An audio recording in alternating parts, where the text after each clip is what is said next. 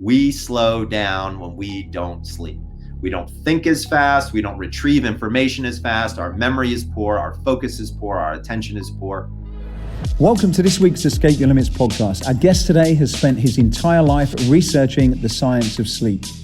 Hailed as the sleep doctor, he is one of the very few psychologists in the world with this distinction.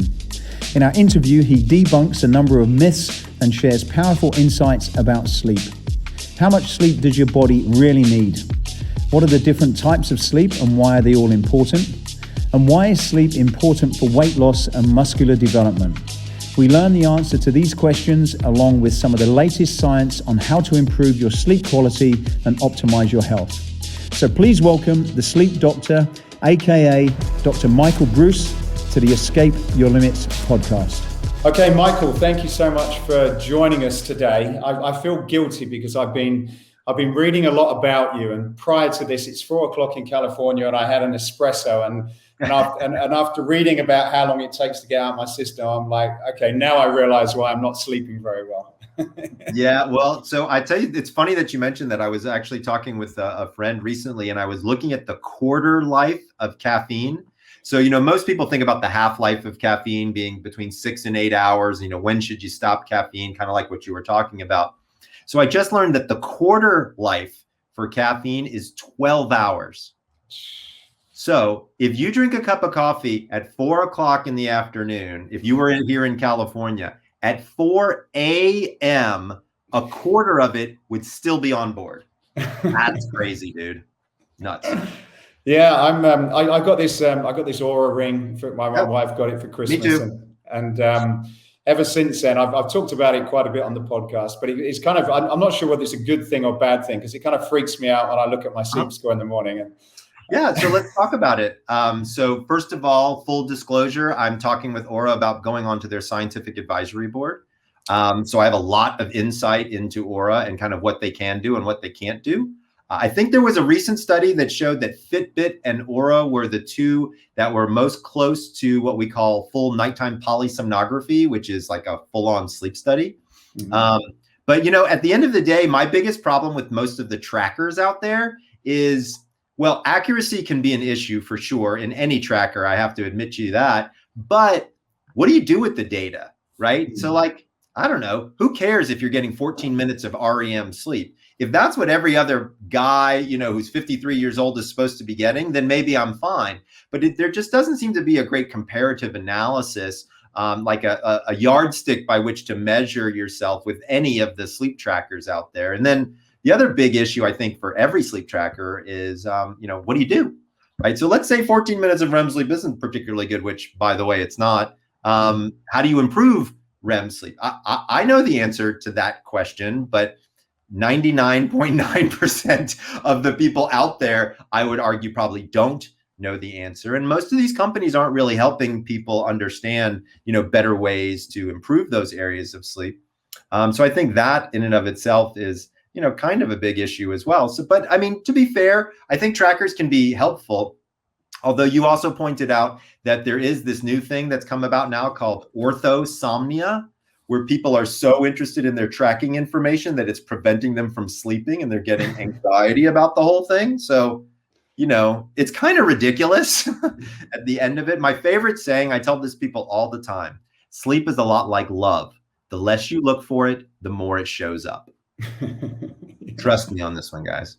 Yeah, well, it's certainly been interesting. I think what it has done, it's kind of help me focus my attention on it and cause me to learn more about it, which is kind of why I wanted to get you on, because I know a lot of people like myself they travel a lot and go to different time zones and work out at different times of the day. So I thought I'd try and get some of the basics that you cover in a number of your books. But the place I thought would be good to start is kind of a bit on the science, which I know is really something that you're an expert on. But why is sleep important? And I suppose what are some of the risks that we have by not taking it seriously? So the risk we have by not taking seriously is death. Let's just be super clear. All right. So it doesn't get any better than that. Right. You're going to die if you don't sleep well. Not really. Very few. I don't know of anybody that's actually died of sleep deprivation. Now, people have died falling asleep behind the wheel of a car when they're tired. That is certainly a way to die from lack of sleep. But, here's the thing. There's a lot of people out there who have written a lot of books, why we sleep, what is the importance of sleep, all of that. We don't know. Okay. Like, I'm going to bottom line it for you. Science has not figured it all out as to why we sleep. We do know why we don't sleep, or rather what happens to our body when we don't sleep. Why we don't sleep is usually a matter of pain, anxiety, environment, things of that nature that are disruptive to the actual sleep process. But the sleep deprivation is really what we've studied more of. And we know a lot about that. So when our bodies are sleep deprived, and I'm going to double tap on sleep deprivation for just a minute, because by the way, it's different for everybody. So please don't ask me some question like, is everybody supposed to get 8 hours of sleep? Because the answer is no, they're not. Everybody is a human, everybody's an individual, and everybody has individual sleep needs. So as an example, I go to bed around midnight. I wake up about 6:15 every day. Sometimes earlier, usually never later. I'm the sleep doctor and I get 6 hours and 15 minutes of sleep. My wife goes to bed at around 10:30, 11 o'clock. She gets up around 7:30. If she slept my amount of sleep, she would be sleep deprived. But when I sleep, I've had no caffeine today. We were talking about caffeine, right? I've had no caffeine today. It's 4 o'clock in the afternoon and this is my energy level, right? So I kind of have some ideas as to things that you need to do. But if you don't sleep, I can assure you, every organ system and every disease state will be affected, right? So we know that sleep affects every single thing that you do, right? There's very few things that do that other than breathing, right? Those are the two biggies that really have a massive effect. I mean, we can talk about how does sleep affect cancer, right? We now know that you can administer chemotherapy at very particular times in the circadian cycle, use less chemo, and be able to have more of an effect. I mean, that's incredible just by administration during a particular time in someone's circadian cycle. That's pretty remarkable. That's kind of one of the cool things we've learned about sleep, right? We could look at it from a alcohol perspective, right? We know, when does alcohol clear the system? It's slower clear during sleep. This is one of the reasons why there's a really big difference between going to sleep and passing out, right? When a person drinks a lot of alcohol in the evenings, what kind of effect does that have on their body? What kind of effect does that have on their sleep? So we know a lot of those things. And so to be clear, sleep affects us cognitively, it affects us emotionally, and it affects us physically, right? And so when we are sleep deprived, several big things happen. Number one, reaction time slows by about a third. You might not think that's a big deal, but if you play in the NBA, I bet you do, right? If you drive a car, I bet you do, right? Everybody kind of does that, right? So we have to be very aware of what's going on. From the other physical level, if there are any guys listening, testosterone dumps when you are sleep deprived. I can take a 21-year-old NBA player, I can have him sleep deprived, getting, let's say, 5 hours a day for 4 days. When I test his testosterone level, he looks like a 32-year-old man, and he's 22. Okay. So you want to go, sleep affects everything. There just isn't anything that it doesn't affect on the physical side. On the emotional side, absolutely a whole nother bag of tricks, right? My daughter says it all the time. She's like, if I'm sleep deprived, she'll say, Dad, you're a grumpy fish. Okay. I think that kind of sums it up. People who are sleep deprived, much higher reactivity, much higher prevalence for emotionality, higher depression rates, higher anxiety rates, all of the things that you don't want. Cognitively is the other thing. We slow down when we don't sleep. We don't think as fast. We don't retrieve information as fast. Our memory is poor. Our focus is poor. Our attention is poor. I mean, like I said before, everything you do better with a good night's sleep. So one of the things I've been reading about, you talk about, or you reference DNA and these chronotypes, and I've not got these right, but whether you're night owls and early birds and bears and lions and dolphins, there's a number of animals in there. But one of the things I was trying to sort of understand from that is do you think that that evolution has any link into sort of our sleep patterns now? Because I suppose going back thousands of years, we probably behaved quite differently in terms of what we did and what we had to do. And I just wondered if any of that from your research has sort of carried forward. Absolutely. So when we look at chronotypes and we look at historical research, let's break that down for a second. So first of all, what's a chronotype, right? So a chronotype is your genetically predetermined sleep cycle. A lot of people call it being an early bird or a night owl, okay? My contribution to the literature was I actually found a fourth chronotype. So we used to say there were early birds, people in the middle, we called them hummingbirds, and then night owls. My contribution to the literature was I added a fourth category. I really was not interested in being a bird. I'm a mammal. And so I had to choose animals that actually fit the chronotypical profiles that they were representing. So lions are chronotypes that are early morning risers, that kind of thing. Bears replace the hummingbirds, wolves replace the night owls, and the new category of insomnia is actually represented by a dolphin, right? So those are the new animal categories, if you will. Your question is a little bit different. Your question is more along the lines of not can I go from one chronotype to another, but wait, what was your question again? Well, it was how does evolution. Yes, evolution evolution. play a part? Yeah. So you're right. There has been an evolution, but it's been different than I would have imagined. So if we go back to hunter-gatherer days, like back when we had villages and things like that, who do you think the hunters were?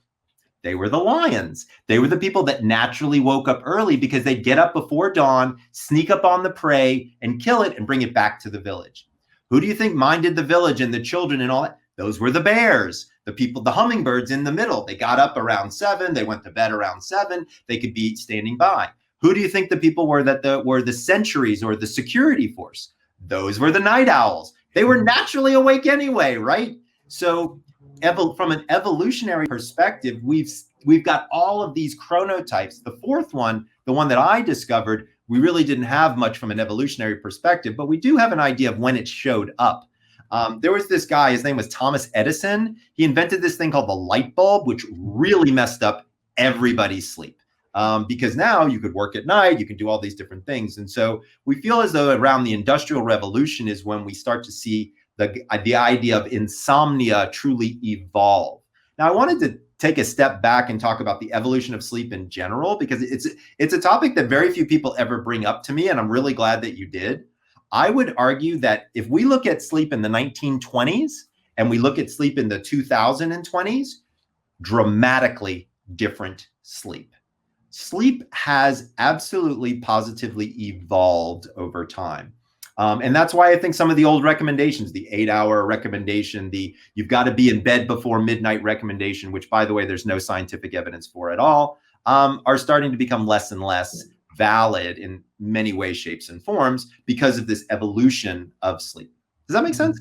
Yeah, it does. And it kind of got me thinking, because I know I read a lot about how the brain evolves and that there's still some really prehistoric parts that still play a very influence our lives. Do you think that even though that we've changed as a species in terms of how we work and the light bulb, do you think that some of those sort of original habits are very difficult to change, and it's probably better to try and kind of fit into how things should be? You talk about the circadian rhythms, for example, or is that what we've got to do? Try avoid sort of going with where light bulbs and that are going, and try and get back to some basics in some way, shape, or form. So I would say yes, and I would argue that the pandemic gives us a perfect opportunity to do that. And so a lot of people don't think about it, but very few people have gone to work in the last 2 years, right? They've been at home. They haven't had a commute. They've been working from home or what have you. Why can't you just get into your chronotypical swim lane, if you will, and follow that recommendation? You'd be shocked at how well something like that could work. But yeah, unfortunately, very few people have been following that. Do we want people to get back to basics? I would argue yes. There's a great study that was done probably about 6-7 years ago, where they took 20 insomniacs, full bore, barely sleeping at all. They took them camping for 2 weeks. No electronics, okay? No phone, had to go to bed when they were tired, physical exercise, out all day, hiking during the day. Guess what? By the end of 2 weeks, nobody had insomnia. Nobody, right? if that is not saying we need to get back to the freaking basics, I don't know what is, right? Like, we're making sleep too complicated, dude. It's like everybody wants to say to me, Michael, should we have blue light on at night? No, of course you shouldn't, but you're going to, right? 90% of people fall asleep with the damn TV on that watch TV, okay? Like, that's just what happens. So we can either adapt by using blue light blocking glasses, or we can be smart and say, you know what? It would be really good if I fell asleep without the TV on, right? Or something like that. Now, I have to admit, my wife falls asleep with the TV on every single night. Every night. I have never won that argument. I tried to many times. I actually removed the television from my bedroom. She kicked my ass out and told me I couldn't come back in unless I put in the TV. So you can imagine, in order to maintain my marital status, I decided to put the TV back in. So I actually studied her, and here's what I discovered is she's actually listening to the TV. So we're working out a system where we have a pillow speaker that she can listen to the TV. I've got earplugs in, and it's working itself out. But that is in and of itself an evolution of sleep, right? And so should we adapt? Maybe. In my instance, I wanted to adapt. I wanted to be in the same room with my wife, and that was the only way that she was going to be able to sleep. Trust me, I've tried just about everything. I am the sleep doctor, right? So I had to adapt myself. Is that always a good idea? To be fair, there are some nights I don't get great sleep because of it, right? So so is that good? Is that bad? That's a choice I have to make every single day when I show up, right? And so I think that's what people really need to think about when they think about sleep is 99% of people know exactly what to do. Go to bed at the same time. More importantly, wake up at the same time every single day. Limit your caffeine consumption. Watch out for alcohol. Exercise daily. Get some fresh air and sunlight. This is not rocket science, dude. This is just sleep. Yeah, that's right. Thank you for supporting the Escape Your Limits podcast. If you're thinking about creating a unique and engaging fitness space to take your fitness to the next level, then we have you covered. Escape Fitness design and manufacture some of the most innovative, attractive, and durable functional training and free weight equipment used by many of the best trainers and fitness brands across the globe. As a valued listener, we are offering you a 10% discount off many of the products on our website. You can check out the full range by going to escapefitness.com and use the code dumbbell. That's escapefitness.com using the code dumbbell. That's it for me. Please enjoy the rest of this interview. So yeah, in terms of sleeping with a partner, what do we know about that? Is that a good or a bad thing? So pros and cons in either direction. So it appears to be good for guys. It does not appear to be too good for females. So, and that has a lot to do with snoring. And so if you're in a male-male situation or a female-female situation, whoever's snoring is probably messing the other person's sleep up. There was a great study that was done way back when, where they had a baby cry. They had a couple in bed, and they had a baby cry. And what they discovered is that women would naturally wake up and go start to see where the baby was, and men would not move a muscle and would sleep through it. Now, here's the interesting thing is when they interviewed the subjects after the study, and they asked all the men, every single man said he heard the baby cry, but knew that if he didn't get up, his partner would, and allowed them to get up and go into deal. So again, there's a lot going on when you're talking about sleep, depending upon what's going on in your environment, small children, animals, what have you. Generally speaking, a lot of people like to sleep alone. It's definitely becoming more of a topic these days. Interestingly, here in the United States, the number one request for home builders is 2 masters. So literally 2 master bedrooms where the couples can sleep apart. Now, here's the deal is if you have, let's say you're sleeping next to somebody who's disruptive to your sleep. They watch TV, they snore, there's a dog in the bed, whatever, right? If you need to get your rest, a lot of people won't leave the bed because of a fear that it will do something to their overall relationship with that person. It may cause a decline in intimacy. They may feel as though they're not as close, things of that nature. That is a communication issue that can be solved very, very easily.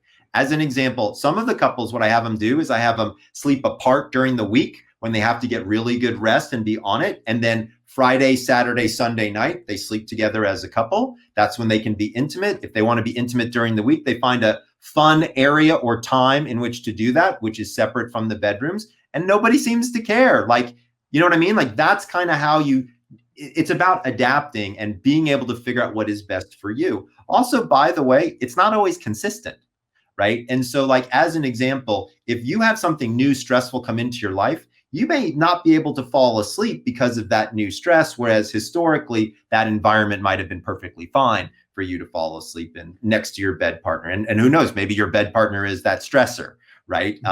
So, you find out all kinds of things about your bed partner. Maybe you don't want to sleep next to them, type of thing. So, there's issues that come across, but I would say, generally speaking, couples definitely seem to like to sleep together. I don't know what the exact stats are. I think something like the number that keeps hitting into my head is like somewhere between 25 and 30% of couples are spending at least one or more nights apart during the week just to get a good night's sleep. Yeah, interesting. Like, that's kind of how it's about adapting and being able to figure out what is best for you. Also, by the way, it's not always consistent, right? And so, like, as an example, if you have something new, stressful come into your life, you may not be able to fall asleep because of that new stress, whereas historically, that environment might have been perfectly fine for you to fall asleep in next to your bed partner. And who knows, maybe your bed partner is that stressor, right? So, you find out all kinds of things about your bed partner. Maybe you don't want to sleep next to them, type of thing. So, there's issues that come across, but I would say, generally speaking, couples definitely seem to like to sleep together. I don't know what the exact stats are. I think something like the number that keeps hitting into my head is like somewhere between 25 and 30% of couples are spending at least one or more nights apart during the week just to get a good night's sleep. Yeah, interesting. So you mentioned that the 8 hour is a myth, and most people don't sleep on that. But that you read a lot about, particularly people in business, how they and very successful people, they get away with 3 or 4 hours sleep. I know Donald Trump was one of those. Bullshit. There's no way that that's true. So I've worked with almost all of the people who say that, by the way. And here's what happens is very few people can actually survive on less than 5 hours of sleep a night. There are some people who are genetically short sleepers. The fact that we have a program for that, right? When I have a CEO that turns to me and says, Michael, I need 8 hours and I only have time for 6.5, I have a program to teach them how to do that safely and in a good environment, right? It's really about understanding your biology and understanding your environment. Let's take that last example of the CEO who normally needs 8 but only wants to get 6. Here's an easy way to start to look at something like that. So number one, repeatability and consistency. Get them going to bed at the same time, waking up at the same time. Waking up turns out to be more important than going to bed, because when you wake up, you get the sunlight in, it rejiggers your circadian clock, right? So consistent. So the very first thing I do with these CEOs, I figure out what their chronotype is. Are they early bird? Are they night owl? Okay, figure that out, get them sleeping then. And here's what happens is their sleep begins to consolidate. So when I started this process of doing high performance sleep coaching, I had to do it all myself first. I figured I'm gonna do it myself, better figure it out, right? So here's what I discovered. I went to bed at midnight every night, and naturally without an alarm clock, I was waking up at 7:30, okay, when I started this process. After about 3 months, it was about 7:10. Another 3 months, it was like 6:45. Then I laid into 6:15. Now I'm at 5:45, still going to bed at midnight, roughly, okay? So what's happened? And again, I'm on no caffeine right now. I wake up, I go to bed naturally and I wake up naturally. It's about the timing. The biggest secret in what I do is once I get you into your chronotypical swim lane and I leave you there, the amount of sleep that you require becomes smaller and smaller. Naturally, I'm not asking people to get less sleep. I'm saying go to bed when you're tired, wake up when your body is no longer tired, and it is naturally shrinking because they now know when to go to bed and other things to do. The second thing I do is I look for deficiencies. Vitamin D, magnesium, iron, all three of those are essential for the sleep process. And all three of those are things that people are always deficient in. So the second thing that I do is I say, let's get some blood work. Let's figure this out. Okay, are you deficient in those things? Great, let's get you supplemented. Then let's see what your sleep actually looks like. When you're sleeping, when your genetics say you're supposed to, and you have all the vitamins and minerals in this human form, you may sleep just fine, but you've been screwing it up for so long. So that's step one, is just getting people back to normal. Once I get them there, then we look for other techniques to bring it in and make it even better. And that's when I can bring somebody to 6.5 hours, even in some cases 5.5 hours, but it's still healthy, it's still good sleep, and it's still where they need to be. It's what their body is allowing them to do. I know a lot of people like myself, they travel again, whether it's from East Coast to West Coast, or whether it's West Coast to Europe, and me being someone who frequently did that. How do you then apply some of these rules when you're dealing with jet lag? Because obviously that just isn't possible to have those fixed times. Yep, it's a great question. So I have one word to solve that problem: time shifter. TIMESHIFTER. It's an app. To be clear, I helped develop it. So friend of mine, so NASA called a friend of mine. So did you know this, the space station, the thing that's whizzing around? Yeah, did you know it goes 17,500 miles an hour? I had no idea, right? It moves so fast. I think it's 90 minutes or so, the astronauts have a sunrise and a sunset. Can you imagine how messed up their circadian rhythms are? It's a mess, okay? And by the way, when they're tired up there, they do things like leave the airlock open, break $1 million worth of equipment. Like, it's not good up there when you start messing things up. So they called a buddy of mine, his name is Dr. Stephen Lockley out of Harvard. And he came up with using lights, he came up with a system where using light, caffeine, melatonin, and napping, he was able to put them onto shifts on the space station, even with all the light and even with all the movement and all of those things going on. He then took the idea and brought it down terrestrially, and we put it into the Mercedes-Benz Formula One race car team. Okay. So if you know anything about Formula One, Mercedes-Benz kills it all the time. They have been the best for, I think, 7 years in a row. I think before that it was Red Bull. But these guys crush it, and they go to different countries for every single race. So how do you get somebody who, by the way, is on the podium based on hundredths of a second, right? It's that fast that they have to be able to react. How do you make something like that work? We dialed that in again, and now the program is pretty interesting. So what you do is you put in your time zone, where you are, where you're going, you put in your chronotype and the timing of your flight, and it will give you, for 2 days before you leave, a schedule of exactly when to have light, caffeine, napping, and melatonin. And by the time you land, you will be on the time of your landing site. So I didn't believe this at first, just to be clear. Okay. Like, they told me this was going to happen. It's going to work. All the science is great. Michael, you're going to freaking love it. So I did it to Australia, to China, to Taiwan, and I couldn't believe it, but it worked like a charm. I was shocked that it worked. So it was really very surprising to me that just by taking a little melatonin, getting a little bit of light and some caffeine at the right times, had that much of an effect on my entire biological system, but it did. And so I recommend Time Shifter to people. You get your first 2 jet lag plans for free. A couple of pieces of general advice on jet lag: east is least and west is best. So it's always easy to travel westwardly because you're just asking your body to stay up later. It's hard when you travel east because you have to go to bed earlier. So there's always kind of a flip-flop there. It takes the average human approximately 1 day to acclimate to one crossing of a time zone. So if you're going let's say you're going from the East Coast to the West Coast and you're flying through 3 time zones and you're only going to be there for 3 days, I wouldn't bother adjusting, right? It's just not going to be worth it. But if you're there for a week, it's probably not a bad idea. To date, there's no supplement or jet lag diet that has any level of science behind it that I have seen. And trust me, I've seen them all. And everybody says, oh, my diet is going to work. My thing, wrong. I've never seen it work. There's no science to prove it. I can tell you there's excellent science on the Time Shifter for sure. I was going to ask about that because one of the things that I certainly found that was helpful is, instead of, when I get on the plane, is not eating and certainly not drinking alcohol. And that's the worst thing you can do is drink alcohol. Dude, I was on a plane with a patient, not one of my patients, obviously somebody else's, and they took an Ambien and then they drank some champagne, right?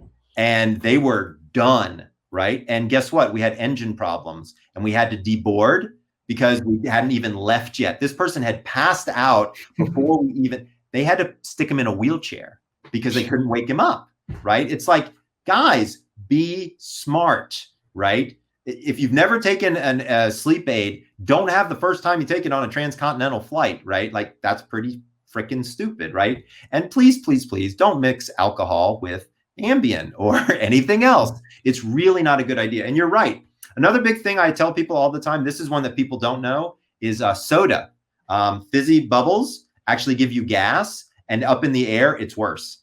So you really don't want to have that. And by the way, one drink in the air is kind of worth about 2 on the ground from a getting intoxicated perspective. So please be careful and drink. If you're going to have alcohol, which I don't recommend, I'd say have about half of your normal amount. You've in one of your interviews, you've talked about blood sugar and waking up in the night. Yeah.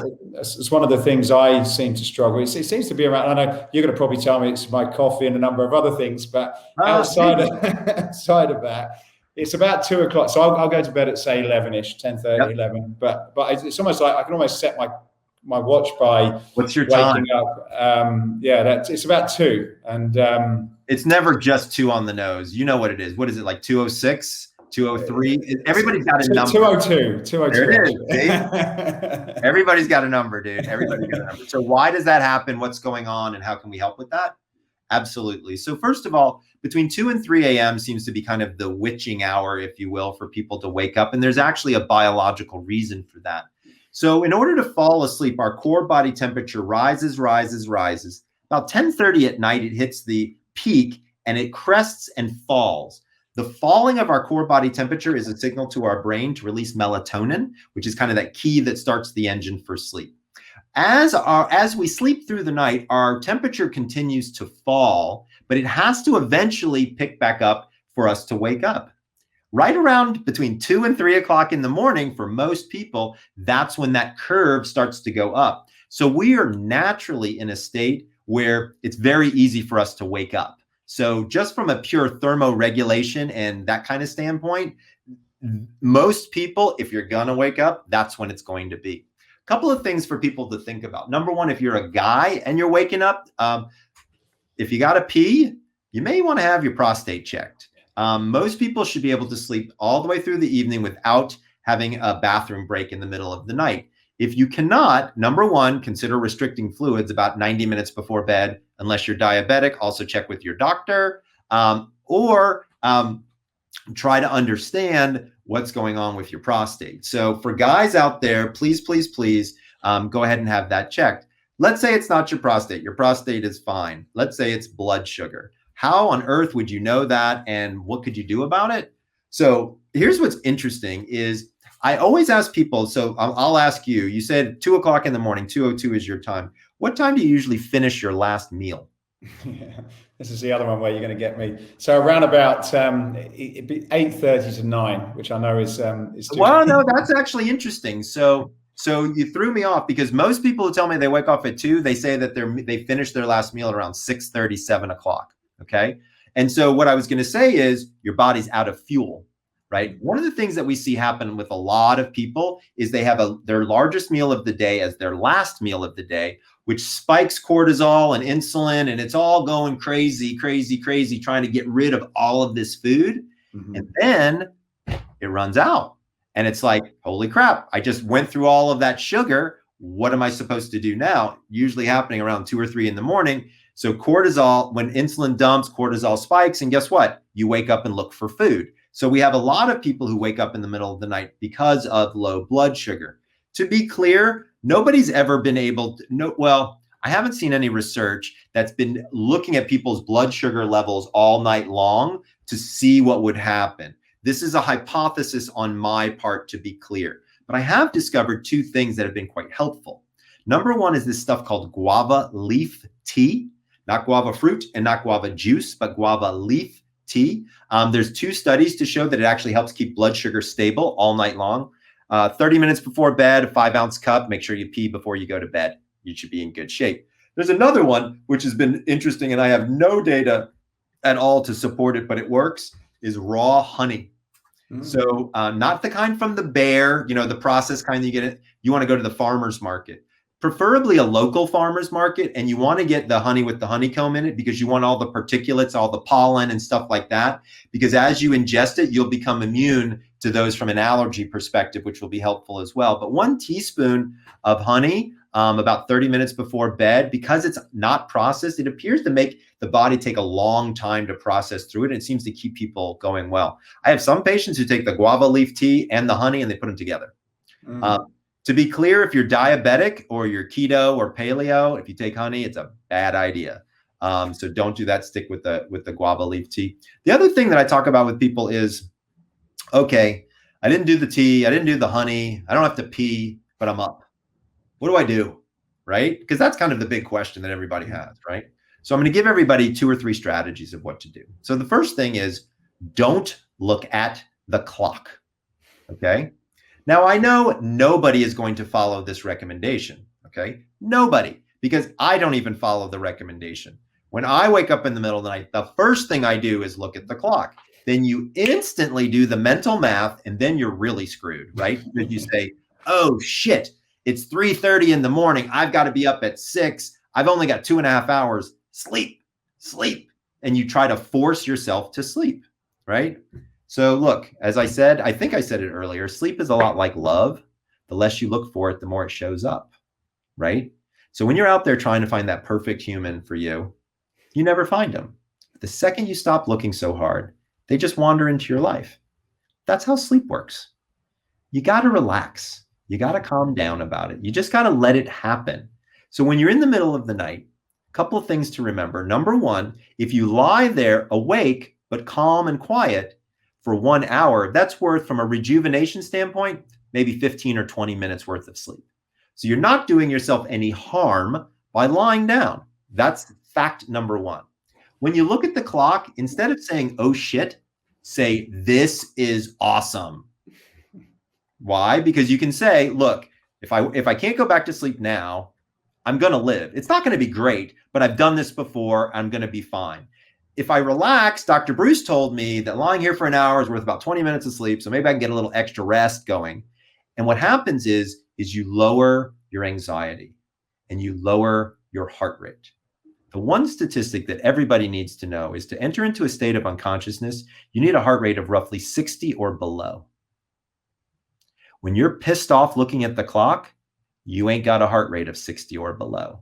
Mm-hmm. When you're standing up, walking across the room to go to the bathroom, when you don't really have to, you don't have a heart rate of 60 or below, right? Calm yourself down, relax yourself into sleep. 2 other techniques. One of my favorite is called 4-7-8 breathing. You've probably heard about it before. It was developed by the Navy SEALs to help lower their heart rate as they're targeting as a sniper. This helps dump heart rate almost immediately. Breathing in for a count of 4, hold for a count of 7, push out for a count of 8. This dumps all the excess carbon dioxide out of the base of the lung and allows new oxygen to come in. When new oxygen comes in, your heart doesn't have to work as hard because it's got more air. So your heart rate slows down. That's why it works. It's a great technique to do in the middle of the night. If breathing isn't your thing, there's a new version of counting sheep. Count backwards from 300 by 3s. It's mathematically so complicated, you can't think of anything else, and it's so damn boring, you're out like a light. One of the related things to that is I was looking at sleep apnea, and I don't know whether it's something I've had, but every now and again, particularly when I'm stressed, if I've got something like a big event coming up, it happens probably a few times a year, but I wake up and feel as though I'm sort of waking everybody else in the house up as I shout and jump out and try and get breathing again. So I know what it sounds when you were explaining sleep apnea, that it's pretty serious, but is there different degrees of it? And is it generally brought on by stress? Is that what sort of causes it? So what's interesting is no. So sleep apnea is almost 100% anatomical. Very little influence from emotion in any way, shape, or form. However, every single person has apneic events every night. It only gets to a level of severity when you're having 5 per hour or more. That seems to be the demarcation line as to when all the bad stuff starts to happen. So generally speaking, when I'm talking with people, it's okay, like as you're falling asleep, you're going to have an apneic event. Every time you enter into REM sleep, you're going to have an apneic event. It's part of the process, okay? So it's not something to really worry about. Now, the times when you're stressed out about it, I got to be honest with you, that sounds a little weird to me. I don't know why that it would be on those particular nights, unless the stress was causing you to be in a lighter stage of sleep, which stress can do. And then it was just for whatever reason, when you noticed that you, as you were having your normal apneic event of sleep onset apnea or a REM onset apnea, it probably triggered something in you. You went gasping, and then boom, you're up, and everything is kind of moving and grooving. But to be clear, sleep apnea is more of an anatomical thing. And for folks out there, it's not just a big person's disease. So we used to just think it was just for heavy people, okay? Here's an interesting statistic. Anybody who has over a 17.5-inch neck has an 83% chance of having sleep apnea at some time in their lives.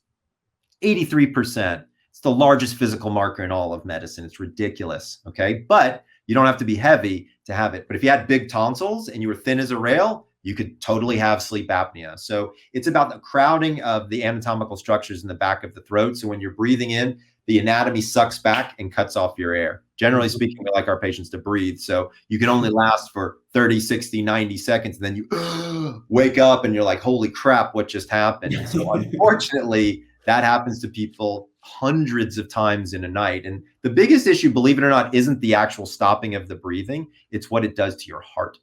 So when you stop breathing, your heart rate slows down to conserve the oxygen in the system. And then your brain says, oh shit, there's no air in here. Wake up. And so then your heart rate has to speed up to wake you up. So your heart rate slows down, speeds up, slows down, speeds up all night long.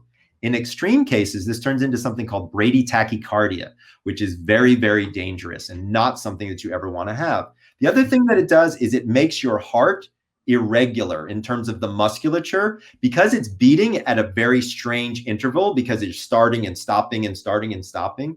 What ends up happening is, like, if you went to the gym as an example and you were doing bicep curls, you would have the same weight in each hand in order to evenly allow your muscles to develop. Well, what's kind of happening is you've got a weight in one hand and you've got a 12-pound weight in the other and a 50-pound weight in this hand. And so things aren't working the same as they would. And so your muscles develop differently. That's really terrible when it happens to your heart, because you end up with one side being larger and then having more force. And so you end up with an irregular heartbeat because you've got a larger force, because the musculature has grown and you have now what's called an enlarged heart. No bueno, my friend. I love you, but nobody wants a big heart, if you know what I'm saying, right? And so that's the thing. That's the big problem, is it leads to irregular heartbeat, which leads to hypertension or elevated blood pressure. And then we can't control it because we're not controlling the apnea. That leads to then usually atrial fibrillation, heart attack, stroke, and death. Nothing to worry about there then. Yeah. So again, here's the thing to think about. If you wake up and you're tired, that's not good. That's a quality sleep issue. Could be sleep apnea. If you wake up and you got a headache, that could be sleep apnea from the oxygen deprivation. If you wake up and you're in a crappy mood, that could absolutely be from sleep apnea. If your bed partner tells you that you snore and they've heard you stop breathing in your sleep, get your butt to a doctor, because you need it. So how does your sleep positions affect you? I'll use me as an example, but I'm going to hear some more things I probably don't like. But what about is there a good position to sleep, like on your front, side, back? Yeah, of course there is. And so first of all, the most efficient way and the best way to sleep is on your back, right? So you can displace weight across the skeletal frame most evenly when you're lying on your back. However, we were just talking about sleep apnea and snoring, right? That's the worst on your back. If you suspect that you have sleep apnea, you do not want to sleep on your back. You want to sleep on your side, because when you sleep on your side, all of the anatomy that's in your throat falls forward. When you sleep on your back, all of your anatomy falls backwards, right? This is what's opening the pipe, right? And that's where we are for sleep apnea. However, let's say you don't have sleep apnea, back is probably the best position to sleep in. but 74% of people sleep on their side. Hmm. Okay. You might be wondering why, what's going on here, things like that. So one of the things we know is when we're walking around all day, we're pounding on our vertebrae in our spine, and there are these discs that are in between that have got this fluid in them, and the fluid starts to leak every single day. Did you know you're shorter at the end of the day than you are at the beginning of the day from this very thing? Yeah, by about 1/4 of an inch, believe it or not. Okay.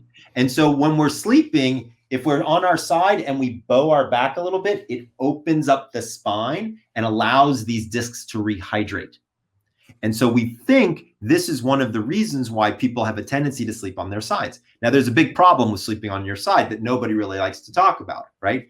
What position do you do it in? Are you Superman, right? Do you have one arm under a pillow and you're sleeping on your side like this? Are you a soldier, right, where you've got your arms together?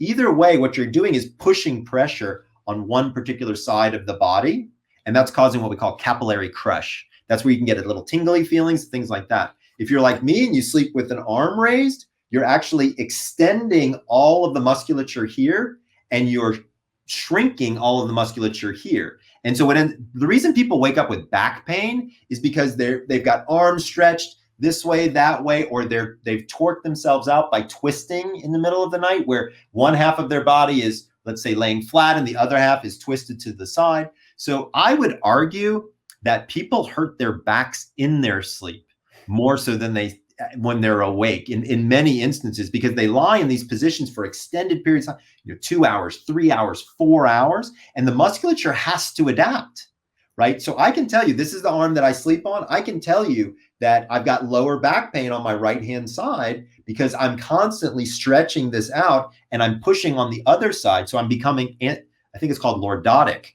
and messing up with my spine that way. So position-wise, you should try to stay on your back. Most people are on their side. The worst position is on your stomach. That's me. I figured.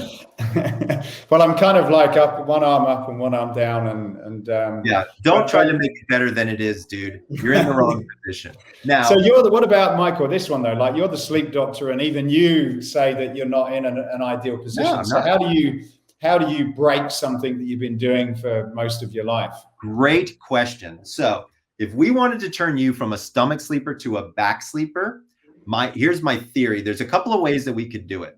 One is we could take a backpack and put it on your front and put a football in it, and then have you go to sleep. You will not sleep on your stomach. It'll take about 4 days and you will become a side sleeper very quickly. Okay. The other way we could do it is, remember back, I don't know how old you are. You look younger than me. I'm 53. Remember back in the 80s, they had those wrist weights and ankle weights that people would exercise with? Mm-hmm. Go to like one of those sports stores and buy some of those. Put them on your wrists and on your ankles and fall asleep on your back. You will not change position. I can almost guarantee it. Okay. It takes about 5 days for your body to get used to it. I should give that a go. Another thing then, like in terms of immunity, and I think this is quite relevant. You reference people some research, people that had flu shots, and that there was certain times where those were more effective. My guess is now with people having COVID shots, does that similar? It is. Yeah, I think that's a very astute observation, Matt. And I've actually written extensively on how to make sure that the vaccine, if you choose to be vaccinated, how can you make that vaccine more effective? There's data from a study, I believe it was at the University of San Francisco, where they looked at flu patients. So they had people who were not well slept. They gave them a flu shot and they exposed them to the flu. And I think like 80% of the people got it. Then they had people who had a good like 7.5 hours, got the flu shot, were exposed to the flu. And I think only 10% of them got it. So the moral of the story is, number one, you need to sleep well the night or two before your vaccination. And if you're doing a 2-dose, you need to make sure that you're sleeping well in between them, because that could be an important aspect to helping reduce your viral load. Mm. And I guess if that applies to things like vaccines, I suppose then just general, like if you're sleeping well, then you're going to have a higher immunity even without it. Would that be true? That would be true. So we know that during stages 3, 4, which is what we used to call beauty sleep, is where something called growth hormone is emitted. And so when we have the largest amount of growth hormone emitted, this is actually a signal to the brain to start creating killer T cells. So if you think way back to high school biology, right? Killer T cells are white blood cells that help fight these things called viruses, right? We got a shitload of virus running around the world right now. So having as many killer T cells as you can is probably a good idea. So getting the most stage 3-4 sleep that you can is imperative. Michael, how on earth do we get more stage 3-4 sleep? Well, let me tell you, Matt, thanks for asking the question. So what you got to do is you got to reduce your alcohol, you got to reduce your caffeine, and you have to increase your exercise. Those three things without question will 100% increase that, well, not by 100%, but will certainly increase your stage 3-4 sleep pretty dramatically. Alcohol is the biggest offender of stage 3-4 sleep because it literally obliterates it. It's really not a great idea to be drinking close to bedtime.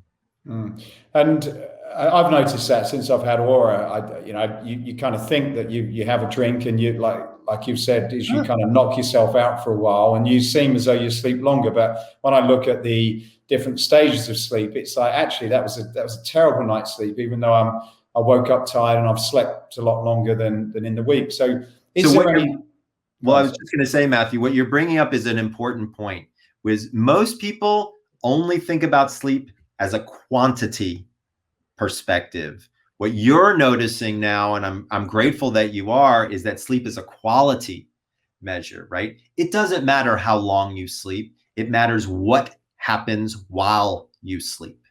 That is the big difference.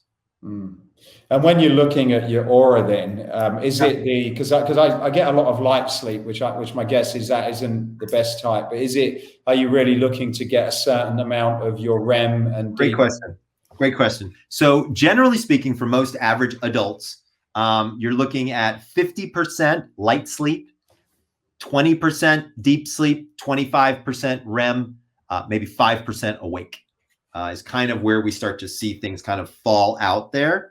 To be clear, nobody listening to this, unless you're a sleep specialist, is going to know and understand how to change those variables very much.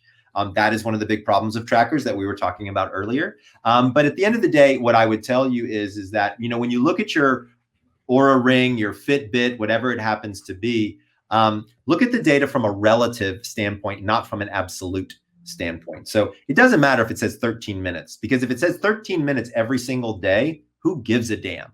It's clearly being consistently inaccurate, but it's not changing. If it says 13 minutes one day, 407 the next, and 386 the next, those 2 days I want to know what happened, because the relative difference is what's having an effect on whatever it is that it's measuring. So the accuracy of the device itself, while it would be great and it will get better and better and better, is not essential for people to actually gain value from the data itself. Right? So looking at the relative information and understanding the events that may have occurred before these changes will help you over time understand how to change your sleep. And the tip on alcohol for when you do have it, is that just to make sure that you've finished it plenty of time before you go to bed? Simple math equation here. It takes the average human approximately 1 hour to digest one alcoholic beverage. This will change based on height, weight, and other factors, but just bear with me. So here's what I tell people is, if you have 1 glass of wine, have 1 glass of water, wait 1 hour. If you have 2 glasses of wine, wait 2 hours and have 2 glasses of water. You really don't want to go past the second drink. And here's why, okay? So here's what happens is, when you have more than 2 alcoholic beverages on board, your brain becomes mildly toxic. It's called a buzz, right? And so when you get buzzed, your brain doesn't understand why it's getting buzzed. And so it spikes this thing called cortisol, because it doesn't know why your brain is going toxic. Now you are an energetic drunk, okay? No way you're going to bed, right? Because you've got too much on board. It all happens when you move past the second drink to the third drink, almost in everyone. I get it. People might say, oh, Michael, I got a bigger tolerance than that. Great, good for you. Stop it too. It'll make your life a lot easier. And what about, I know you've got a book out, which is pretty interesting, talking about sleep and weight loss. what would you say? And I'd recommend people checking that out that are particularly interested in losing weight. But if you were to give a few examples about the impact that getting that right could have. So there are 4 things that happens when you're sleep deprived that makes it almost impossible to lose weight. Number 1, once you hit that level of sleep deprivation, your cortisol spikes. It actually increases your appetite because it doesn't know why you're awake, but it wants you to go find resources. So number 1, first thing that happens when you're sleep deprived, extra cortisol, extra appetite. Second thing that happens is your metabolism slows down. Why? You're awake. Your body doesn't know why. It's trying to conserve resources at this point, trying to keep the fuel in the tank so it slows the engine down while it's off looking for food. That's only the first step as to how terrible it is to be sleep deprived and trying to lose weight. It gets worse. Let's talk hormones for a second. There are 2 hormones in particular that are important here. One is called leptin. The other is called ghrelin. Ghrelin starts with G and is the go hormone. It actually activates hunger in the brain. Different than appetite. These are 2 different places in the brain, but it spikes hunger by about 20% more than normal. Leptin is the hormone that makes you feel full. We call this the hormone of satiety, and it drops by approximately 15%. So let me review. We've got high cortisol and high appetite. We've got high ghrelin and high hunger. We've got low leptin and low feelings of fullness, and we have a slow metabolism. If that doesn't suck for losing weight, I don't know what does, but wait, it gets even worse. As you get sleep deprived, the cortisol that I'm talking about is bubbling around in your brain, and your brain doesn't like cortisol to be there for a very long time. So what it wants to do is actually activate serotonin. Serotonin is the calming hormone to help calm it down. You know the easiest way to activate serotonin in the brain? Eat a Snickers.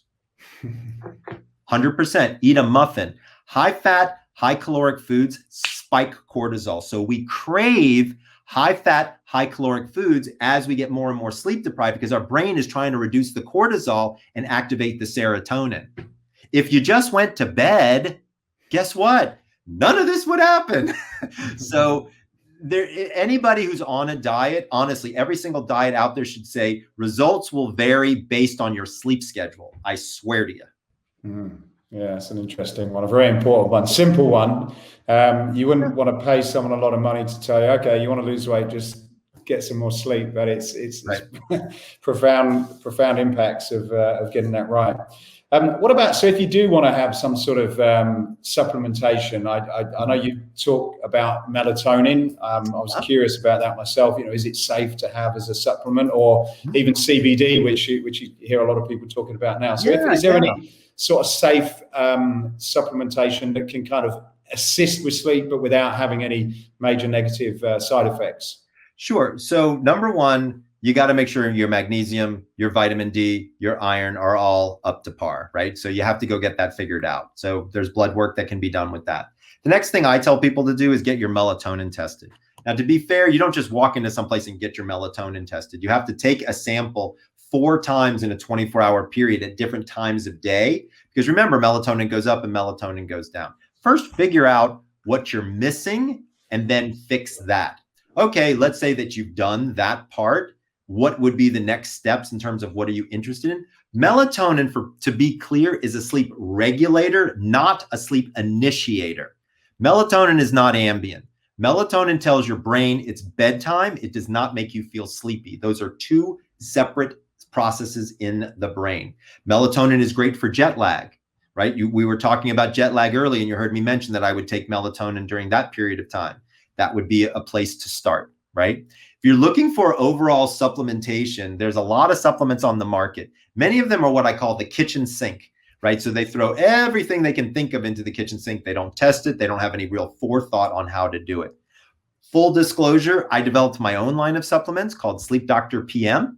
People can check them out. That's the name of the website, Sleep Doctor PM. So if you want, what I did was I looked at what all of the sleep aids receptor sites were that they hit in the brain. And then I found natural ingredients that hit the same receptor sites. So I reverse engineered sleep aids using natural substances, and it works actually pretty well. So you want to go with somebody or some product where there's some forethought, where there are people who have tested the ingredients and made sure that they actually work for sleep. Things of that nature are really important. I would argue that if you go to my website, thesleepdoctor.com, and you go to my blogs section, I have written on almost every single ingredient that has anything to do with sleep in there. And you can learn the appropriate dose, what it's used for, whether it's for anxiety, for sleep, different things that you can do with it, all of the above. But melatonin in particular, I just want to double tap really quickly on. Melatonin is a hormone. It is not a vitamin. It is not a mineral. They don't sell testosterone and estrogen at the local health food store. They shouldn't sell melatonin, but they do, at least here in the United States. You can't get it in England, actually, which is interesting. I didn't know why you couldn't. But. It's by prescription only in many places in Europe. And did you know, this is an interesting statistic most people don't know, melatonin at high dosages is a contraceptive. Wow. It's birth control, okay? So number one, do not give melatonin to children, okay? I can't think of anything worse for a young female developing reproductive system than adding something like this when it's completely unnecessary to do so, right? 99% of children have plenty of melatonin on board. It's because their parents are too damn lazy to put them to bed, that on a strict schedule, that they're having the problem 9 times out of 10. I do not recommend melatonin, except in one group of children. There's one group of children that we have discovered it has a very positive response, and that's in kids on the autism spectrum. For some reason, large dosages, 3, 5, even 7 milligrams of melatonin can be very effective in that group. But to be clear, if you're going to use it, let's say for jet lag, you want it to be somewhere between 0.5 and 1.5 milligrams. Wow. That's it.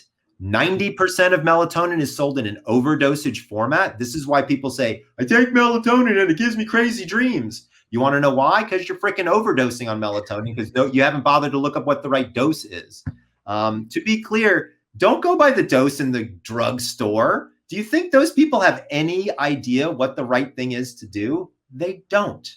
And again, melatonin is a sleep regulator, not a sleep initiator. If you were really looking for something to help you fall asleep, I would argue that something like magnolia bark, valerian root, or jujubaside all have got far better qualities as anxiolytics to allow your anxiety to reduce and then have the natural sleep process take over from there.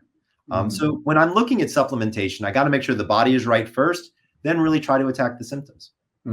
So I've got a couple of questions just before we wrap up. But before that, if people want to find out any more about you, what you do, I mean, you've got an interesting sort of question and answer thing on your website. Could you just share a little bit about that for us? Absolutely. So if people are looking for more information about sleep in general, go to the Sleep Doctor, doctors all spelled out, .com. You'll learn more about sleep there than you ever wanted to know, I can assure you. But if you want to learn something fun, something that we've been talking about during this interview called Chronotype, this is your internal biological sleep schedule. Go to chronoquiz.com.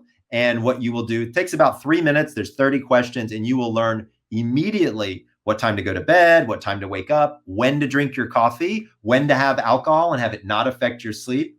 There's a whole host of things that you will learn. And if you buy my book called The Power of When, you'll even learn the best time to have sex. That's an interesting one. I'll have to find that one out now. Absolutely. So yeah, last couple of questions then. In terms of blue light, which you get from your phones and computers, again, it's one of the things that I know I try and avoid my children doing it, but it seems as though there's an iPad or something around in the evening. What are your thoughts about those glasses then? If you have these sort of special glasses, does that allow you to look at it without it affecting you so much, or is it you just got to put it down? What do you say on that? There are 3 different factors to blue light blocking glasses that make them effective. Okay, so if you don't have these 3 things, then you're not effective.